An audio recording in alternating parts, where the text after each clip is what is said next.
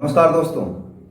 Over population किसी भी country के लिए एक बहुत बड़ी समस्या है। बट क्वेश्चन ये है कि इस प्रॉब्लम का सॉल्यूशन क्या है। क्या हमें कोई कानून बनाना चाहिए इसको कंट्रोल करने के लिए? क्या हम पॉपुलेशन कंट्रोल के लिए कोई ऐसा लॉ लेके आए जिससे कि जनसंख्या और ज्यादा नहीं बढ़े? इंडिया में अभी नेशनल लेवल पे ऐसा कोई भी लॉ नहीं है, कानून नहीं है। बट स्टेट लेवल पे अभी कुछ दिन पहले असम ने इसको लागू किया है, 2 चाइल्ड पॉलिसी। यूपी गवर्नमेंट भी इसी की तैयारी में है, वो लोग भी 2 चाइल्ड पॉलिसी लागू करें। तो क्या कानून लाना सही होगा या नहीं होगा, उसके पॉजिटिव क्या इफेक्ट्स होंगे, नेगेटिव क्या इफेक्ट्स होंगे, उसको समझने के लिए चाइना का 1 चाइल्ड पॉलिसी समझना सबसे बेस्ट होगा। अगर आप चाइना के 1 चाइल्ड पॉलिसी के बारे में जानते हैं और उसके आप पॉजिटिव और नेगेटिव इफेक्ट्स सब समझ जाएंगे तो आपको खुद समझ में आ जाएगा कि कानून ज्यादा इंपॉर्टेंट है लाना या फिर हमें सोशल अवेयरनेस फैला करके इसको कंट्रोल करना चाहिए। ओवर पॉपुलेशन की वजह से बहुत सारी प्रॉब्लम्स क्रिएट होती है। ओवर पॉपुलेशन की वजह से अनएम्प्लॉयमेंट बहुत ज्यादा बढ़ जाता है। जैसे अगर पॉपुलेशन बहुत ज्यादा हो गया तो लोग ज्यादा हो जाएंगे और जॉब की जो वैकेंसीज होगी वो कम हो जाएगी।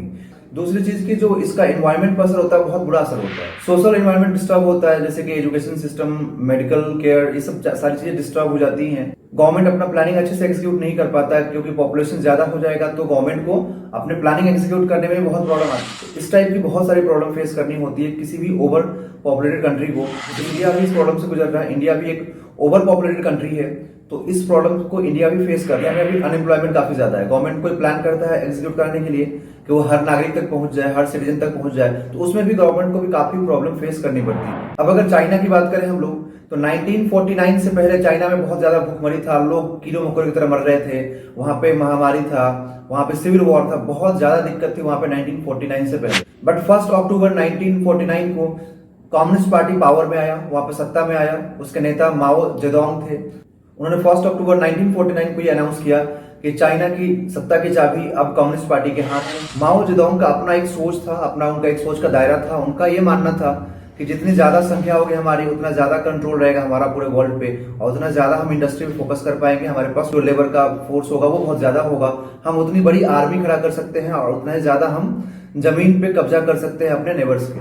और इस सोच की वजह से उन्होंने 1949 में सत्ता में आने के बाद वहां की जनता को प्रोत्साहित किया कि आप पॉपुलेशन बढ़ाएं। इसकी वजह से चाइना का बर्थ रेट 6.4 हो गया था उस टाइम पे। अब 6.4 बर्थ रेट बहुत हाई बर्थ रेट होता है। फिर तकरीबन ये माना जाता है कि 10 से 15 साल के बीच में चाइना का जो पॉपुलेशन था वो 50 करोड़ से इंक्रीज होकर 90 करोड़ हो गया। अब वहां पे फूड की स्कार्सिटी होने लगी, मेडिकल केयर की काफी दिक्कत होने लगी, वहां पे इकोनॉमी पे उसका काफी बैड इफेक्ट पड़ा, उसका वहां पे जो एनवायरनमेंट था उस पर उसका बहुत बुरा असर पड़ा। क्योंकि लोग ज्यादा होंगे तो नेचुरल जो रिसोर्सेज होंगे उसका भी खपत बहुत ज्यादा होगा। लोग ज्यादा होंगे तो जमीन कम पड़ जाएगा रहने के लिए, खेती के लिए जमीन कम पड़ जाएगी। इस टाइप की बहुत सारी प्रॉब्लम वहां पे फेस करनी पड़ी। उसके बाद फिर माओ जेडोंग का सोच बदला और उन्होंने खुद ही फिर 1970 में एक स्लोगन दिया, लेट लॉन्ग फ्यू, मतलब शादी लेट कीजिए, 2 बच्चों के बीच में गैप दीजिए एंड कम बच्चा पैदा कीजिए। और इसका असर भी लोगों पे दिखा। 1970 से लेकर के लगभग 1976 तक जो पॉपुलेशन का जो रेट था 6.4 से डिक्रीज होकर 2.7 पे आ गया। फिर भी जो फूड की स्कार्सिटी थी और जो इकोनॉमी पे उसका बुरा असर था, एनवायरनमेंट पे जो बुरा असर था, वो ज्यादा इंप्रूव नहीं हुआ। फिर 1976 में माओ जेडोंग की डेथ हो गई। उसके बाद दूसरे लीडर आए वहां पे सत्ता में और उन्होंने फिर 1979 में 1 चाइल्ड पॉलिसी बनाया और 1980 में उसको इम्प्लीमेंट किया गया। उस 1 चाइल्ड पॉलिसी के अकॉर्डिंग कोई भी कपल 1 से ज्यादा बच्चा पैदा नहीं कर सकता है। अगर वो 1 से ज्यादा बच्चा पैदा करता है तो उस पर फाइन लगेगा, उसको पनिशमेंट होगी। बट किसी को अगर जुड़वा बच्चा हो गया तो उस पर उसका फाइन नहीं लगेगा क्योंकि गवर्नमेंट का ऐसा मानना था वहां पर कि जुड़वा बच्चा ये कुदरत का कमाल है तो उस पर कोई कंट्रोल नहीं है। इसका पॉजिटिव इफेक्ट क्या देखा गया कि लगभग 1990 से लेकर के 2018 के बीच में जो बर्थ रेट था वो डिक्रीज होकर के 1.7 हो गया था। तो इसका पॉजिटिव एस्पेक्ट भी देखा गया कि इसका बर्थ रेट काफी डिक्रीज हो गया और इकोनॉमी में काफी बूस्ट मिला और इकोनॉमी चाइना का बहुत आगे निकल गया। इसके बहुत सारे नेगेटिव इफेक्ट्स थे। तो उस नेगेटिव इफेक्ट्स पे एक बार हम लोग बात करते हैं कि वो नेगेटिव इफेक्ट्स क्या थे जिसकी वजह से चाइना को मजबूरी में फिर अपने उस पॉलिसी को चेंज करना पड़ा। चाइना में मेल को ज्यादा प्रेफरेंस दी जाती है फीमेल कंपैरिजन में और इसका बहुत ही बुरा असर पड़ा लेडीज के ऊपर। 1 चाइल्ड पॉलिसी की वजह से ये पूरा सोच बना लोगों का कि हमें बुढ़ापे के सहारे के लिए बेटे की ज्यादा जरूरत है बेटी से।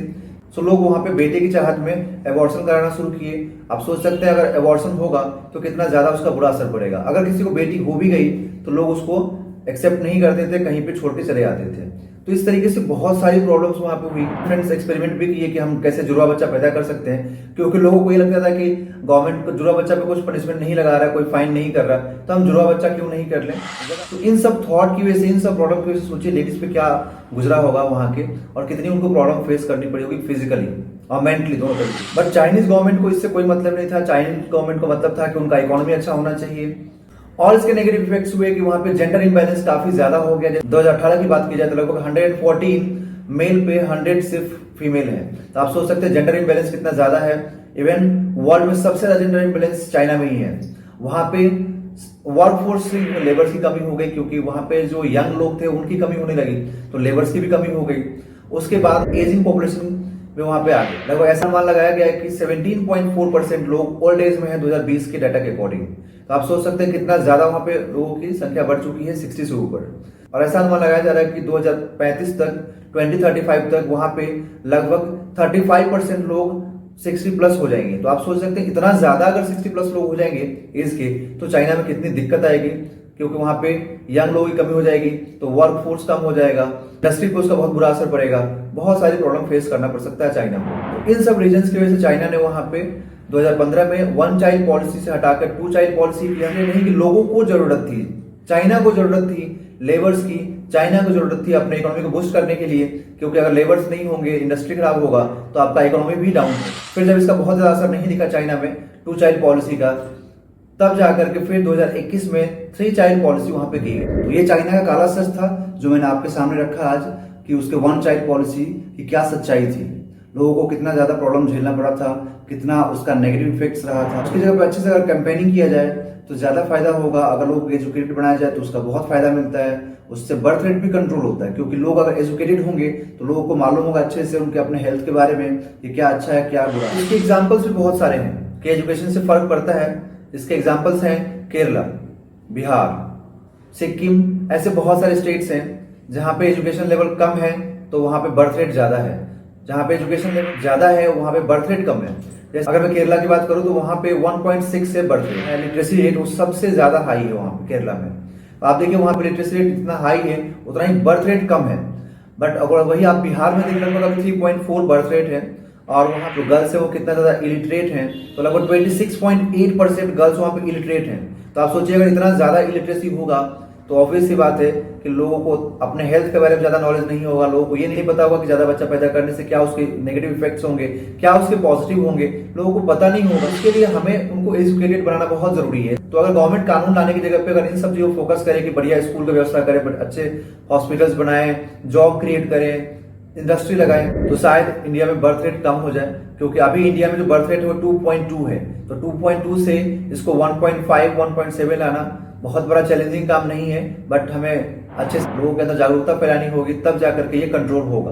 कानून बनाना सॉल्यूशन है या सोशल अवेयरनेस फैलाना सॉल्यूशन है, ये अब सोचना आपका काम है। आप सोचिए, कमेंट बॉक्स में जरूर बताइएगा कि क्या सही होगा, कानून लाना या फिर सोशल अवेयरनेस बढ़ाना। दोस्तों अगर मेरा वीडियो अच्छा लगे तो इसको लाइक कीजिए, सब्सक्राइब कीजिए, शेयर कीजिए।